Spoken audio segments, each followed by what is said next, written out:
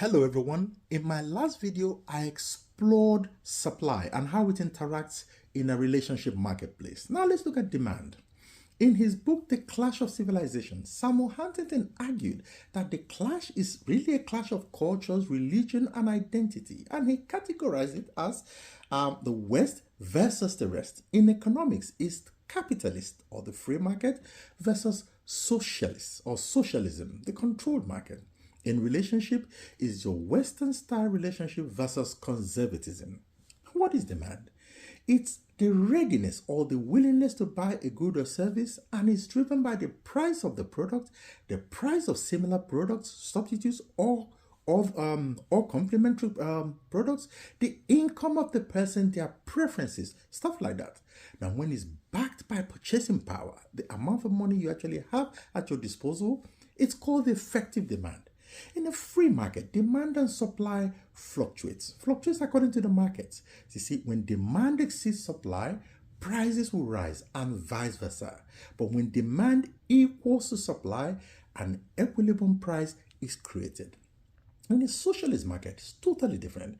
Demand and supply are controlled, and the prices are set by the established principles like your government policies, stuff like that.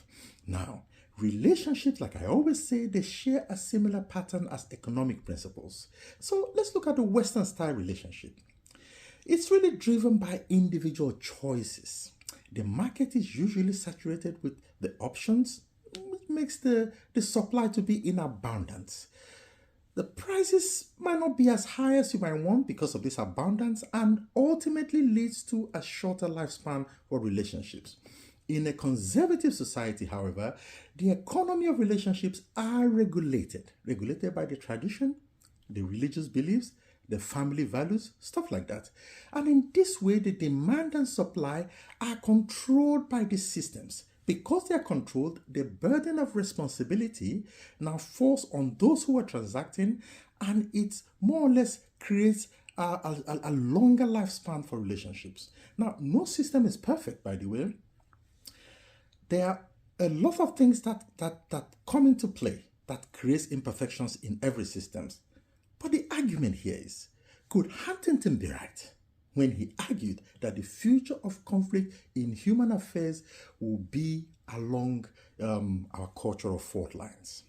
What do you think? Tell me in the comment section. Thank you.